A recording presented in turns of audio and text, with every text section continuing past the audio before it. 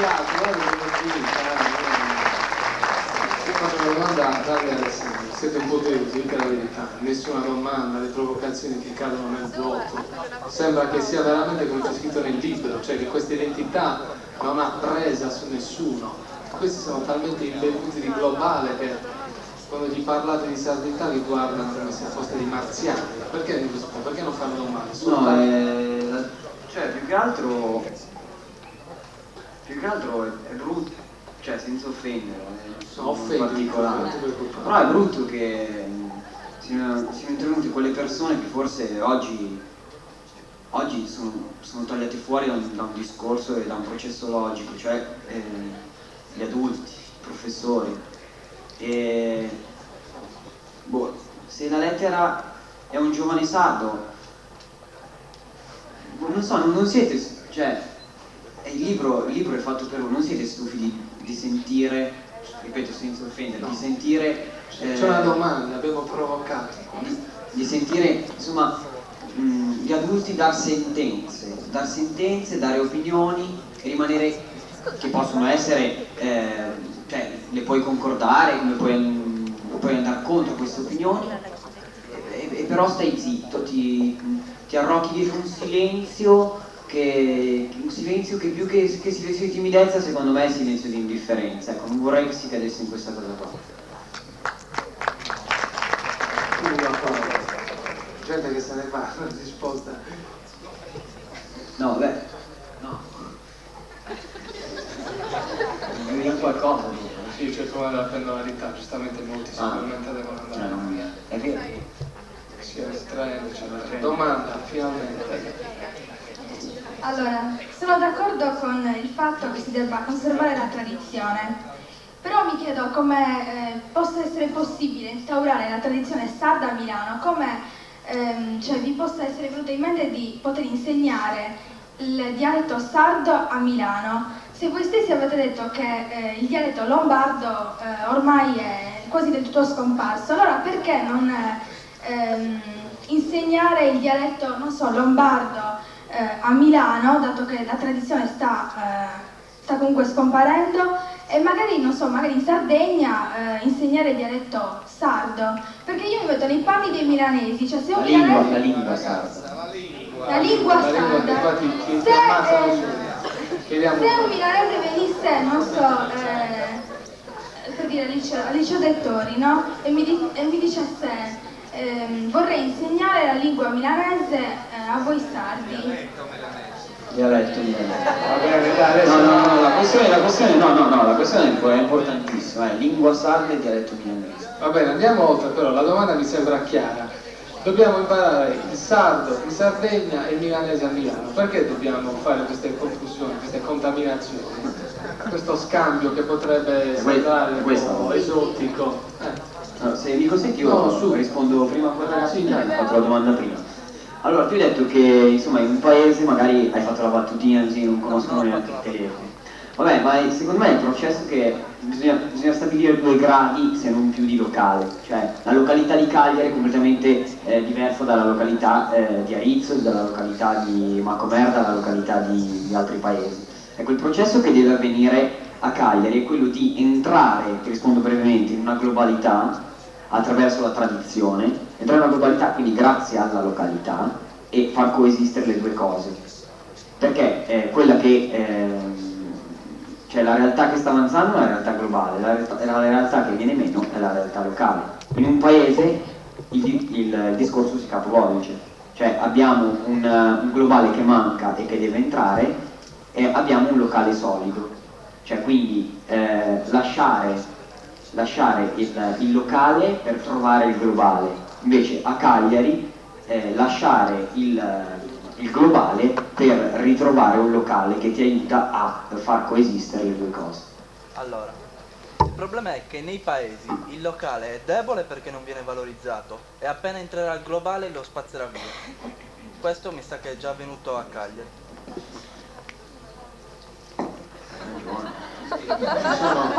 Siccome siamo proprio alla fine, siete svegliati quando ce ne dobbiamo andare. Sì, prego.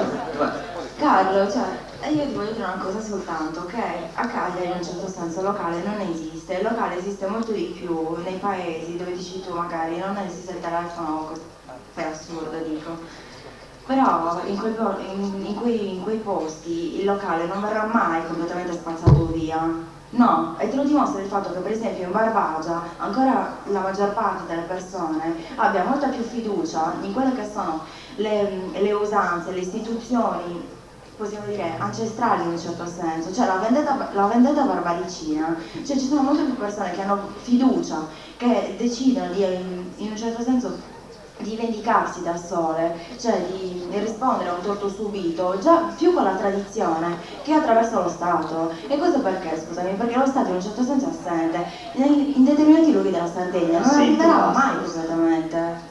Vabbè, adesso però non stiamo qui a... Vabbè, ma io ho centrato benissimo la questione, cioè dove, in fin dei conti, dove... Sono altre tradizioni più pregnanti, no? La barbaricina. Sì, d'accordo, però dovete avvicinarvi perché altrimenti... No, ci sono le tradizioni. Sì, appunto, ma facciamone notare allora. Perché... No, cioè, ma dire, la vendetta barbaricina non mi sembra una tradizione. Sì, mi appunto, ma per dimostrare un fatto. Quindi. Prego, rispondere a quei ragazzi di Milano dicendo che il nostro silenzio non è tanto indifferenza, ma noi in Sardegna siamo molto pochi, siamo migliori. Io sono nato a Roma, mi sono spaventato dalla gente che c'è. Sono lì, per dire, non siamo molto abituati a parlare così in pubblico. E riprendendo il discorso che faceva il signore, appunto questo silenzio è proprio paura di spostarsi da certe posizioni consolidate all'interno di noi e di confrontarsi proprio. Poi il disagio che è proprio di fronte magari a un amore perso, non so, il disagio che viene a trovarsi a Cagliari, per esempio, non è uguale a quello che si trova in certe realtà paesane, perché prima di tutto la condizione economica che c'è in Sardegna è totalmente differente da quella che ci può essere a Milano. Comunque a Milano se si prendono i trips, si prendono altre cose, qua a 16 anni si è già alcolisti, oppure non so, a Quartuccia, a Selagius c'è un tasso di tossicodipendenza altissimo, cosa che magari non troveremo, cioè con una piccola popolazione così, ne abbiamo tantissima. Prima di tutto c'è una dispersione proprio sociale, giovanile, a livelli altissimi. E poi, riprendendo il discorso della lingua, secondo me la lingua è proprio il motivo conduttore che ci potrebbe portare a una comunione. Comunque riprendendo il discorso dello Stato, lo Stato in Sardegna non c'è. Il ragazzo diceva non c'è il telefono, quella è una estremizzazione, però non c'è un cinema, a Quarto hanno chiuso un centro sociale dove noi suonavamo, perché io suonavamo, l'hanno chiuso perché era insonorizzato male. Sono tutte queste piccolezze che vengono a mancare e allora i giovani. Per un altro esempio, ci sono i locali con la tessera ACS, fuori queste tessere ACS non ci sono. Cos'è la tessera? La tessera ACS praticamente tu paghi 10.000 lire, circolo privato. Sì. Ci sono gruppetti di giovani, non c'è un discorso globale come ci può essere a Roma, come ci può essere a Milano, dove venite voi. Comunque. Guarda che cioè così anche da noi. Cioè, se parli di una questione economica, cioè anche a Milano vai in quartieri quali Corvetto, dove abito io, Sesto San Giovanni, dove abita Alessandro, e le situazioni che trovi di fronte sono drammatiche e fanno parte purtroppo di una globalità. Ecco, per questo che secondo me io lavoro in ambito anche di volontariato con dei ragazzini che hanno dei problemi a livello familiare.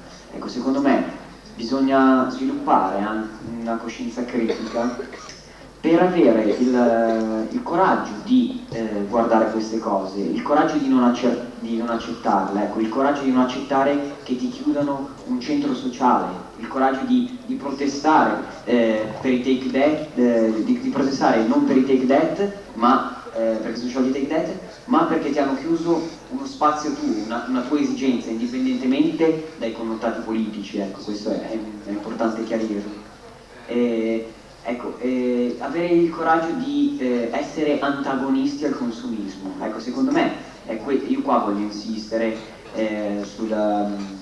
sulla questione che si può essere antagonisti del consumismo se sotto c'è quel tanto di folklore, quel tanto di locale, quel tanto di paesano, quel tanto di, tra virgolette, rozzo se vuoi, che ti differenzia dagli altri, che ti accentua gli attributi, scusa questa espressione, insomma ti vitalizza, ecco, e ti fa dire no, io non ci sto, non mi va bene, non lo accetto, ecco, ti dà il coraggio di fare in una scuola di borghesi schifosi come la nostra, perché noi abbiamo una scuola dove sono tutti figli di papà, dove hanno sempre 100.000 lire nel portafoglio, dove non sanno cosa vuol dire il sacrificio, dove non sanno cosa vuol dire essere parte di una famiglia economicamente in difficoltà, dove non sanno cosa vuol dire andare a lavorare per farsi le vacanze di Natale o di Pasqua, dove non sanno appunto dove la globalità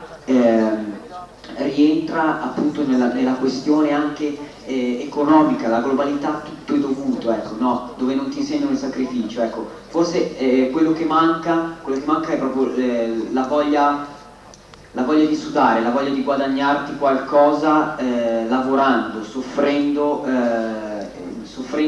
e combattendo per qualcosa, ecco, non tutto dovuto, ho il portafoglio pieno. E questo, la nostra vittoria è stata significativa per questo nel nostro liceo, perché a differenza di tutti, e ti assicuro che nel mio liceo c'è la figlia di Moratti, la Acciaierie Falk, e Baldini e Castoldi editore, insomma gente che i soldi gli escono proprio dalle orecchie e che vivono a contatto con noi e che molte volte ci fanno schifo, ecco, prendere il voto da queste persone. Per noi è stato una soddisfazione, perché è stato un riconoscere il nostro sacrificio e la nostra voglia di cambiare qualcosa a livello di valore, a livello di pensiero, più che a livello di regione o di qualsiasi altro motivo politico. Abbiamo un'altra domanda, prego.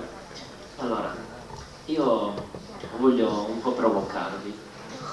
Cosa fate voi per salvare il vostro locale? Lui giustamente diceva ci hanno tolto quel centro, ho subito, tutti noi subiamo altri soprusi con questa SRI CS, però cioè, io per primo non mi sono mai posto il problema, adesso voglio cercare di cambiare, sempre nell'attesa che magari venisse un estraneo e mi desse una soluzione al mio problema, però non ho mai tentato di affrontarlo questo problema. Tu guarda, io ti posso dire che sabato scorso, cioè questo sabato, abbiamo fatto un concerto nella sede dove praticamente si insegnano dottrina, scienze politiche, e già questo è stato un autofinanziamento prima di tutto, e questa è stata una risposta, perché a parte adesso affrontare un discorso musicale, noi ci proponiamo con i nostri pezzi, però se vogliamo fare pezzi degli altri, cioè le cosiddette cover, c'è la cosiddetta SIAE che si mette in mezzo e dice no ragazzi, non lo potete fare. Comunque, chiuso il centro sociale, noi ci stiamo muovendo lo stesso. Io, nonostante abbia, insomma, la batteria non la possa suonare perché ho dei problemi a livello fisico, io mi sbatto, io voglio suonare perché ho 30 anni e quello che voglio fare lo faccio, indipendentemente da polizia che viene a chiuderci i concerti perché alle 11:30 tutti vogliono dormire. Noi eravamo l'ultimo gruppo, ci hanno buttato fuori. Allora, però attento a non violare quella che poi è, diciamo, la libertà del tuo concittadino, perché nell'ambito di uno spazio sociale, come può essere ad esempio a Milano penso famoso anche qua, un centro sociale a Leoncavallo, si trova in una zona in cui appunto la percentuale di cittadini che andavano a letto presto era insomma una zona frequentata, diciamo, da non persone prettamente giovanili. Pregherei di essere assolutamente sintetici perché ormai l'emorragia è in atto. Pertanto soltanto il fatto e la buona volontà di reagire a questa cosa, adesso indipendente, ripeto, perché non vorrei passare poi per sinistroide assurdo e neanche per destrorso, comunque il fatto di spostare, di avere il coraggio di spostarsi in periferia, non dando fastidio a nessuno, in un quartiere un po' più periferico, e di tenere testa alla gestione Formentini, quindi alla gestione